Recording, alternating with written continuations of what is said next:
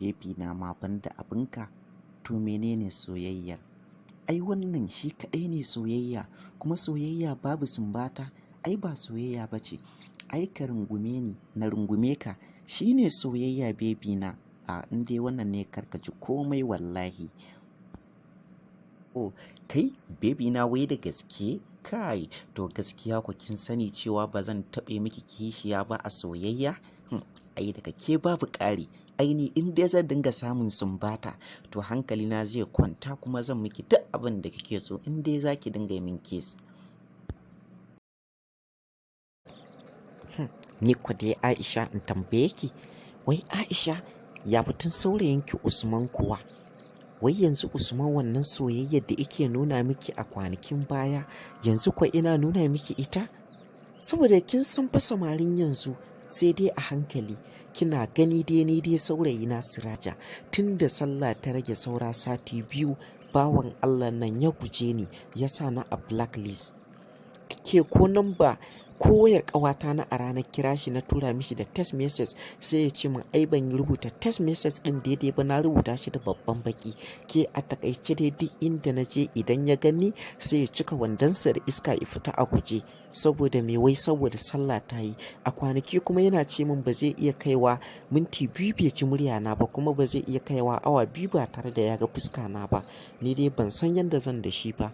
Amma ke dan Allah saurayinki Usman haka yake? Ke dai ƙawata bari dai kawai idan ana sallah ba a magana. Usman ai Usman ba saurayin arziki ba ne. Ai Usman tun da sallar nan ta zo ya daina ɗaga mu waya ta ga baki ɗaya.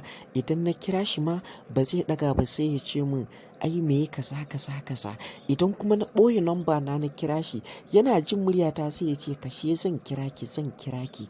Idan kuma na tura mishi da text message kamar yadda kika ce, wai sai ya ce ai na rubuta mishi da babban baki. Ai ni Usman ya cuce ni kuma ya cuci rayuwata. Kin ganni sallan nan haka zan ci ta. Wayyo ne Aisha, ni ko yanzu ya zan yi da rayuwata? Ni fa gaskiya Usi, wallahi Usman makarantar nan ta gama isata. Ka gani ba cin yau ba na gobe, kullum ko bacci ba na iya yi saboda tsabagen karatu. Gashi duk abin da na karanta ina zuwa kofar kilas sai kawai in ji aidiyar tawa ta zube, sai in rasa me zan yi. Ni fa wallahi Usman karatun ya gama isata, ya gama fitan min a rai. Ni yanzu da za ka yadda ma kawai da shi kenan wallahi sai ka aure ni mu shiga daga ciki. Tunda ka ga daman tun kwanaki daman kana cewa ba za ka iya minti 2 ba ka ji muryana ba, ba za ka iya awa 2 ba tare da ka ga fuskata ba. Domin na fahimci cewa dai da dukkan alamu kana matuƙar so na, kuma ka ga dama ai kana gaisawa da iyayena. Don haka kawai idan na je gida zan ce musu kawai Usman ya ce zai turo iyayensa kawai a yi magana aure na da shi. Tunda ni dai gaskiya na riga na gama gajiya da karatun nan. Kai anya kuwa ummi, kai ki dai je ki yi tunani gaskiya. Haba kina yar dukununu da ke, kina gani na baki, kina kima baka, kina ganin ki inda ka san wata dodanniya, ki ce na aure ki. Ke rayuwar makaranta fa ba wai rayuwa ce nan ta normal ba. Don haka ni kaina na san da cewa ba zan tsallake ba, domin a waccan semester ina da kari over har guda 7. Yanzu kuma gashi wannan ma da dukkan alamu sai na samu wata 7. Kawai idan sabga ce dai ki yadda dai mu buga sabga da ke. Idan sabga ne komai dare ki kira ni, na yadda zan zo.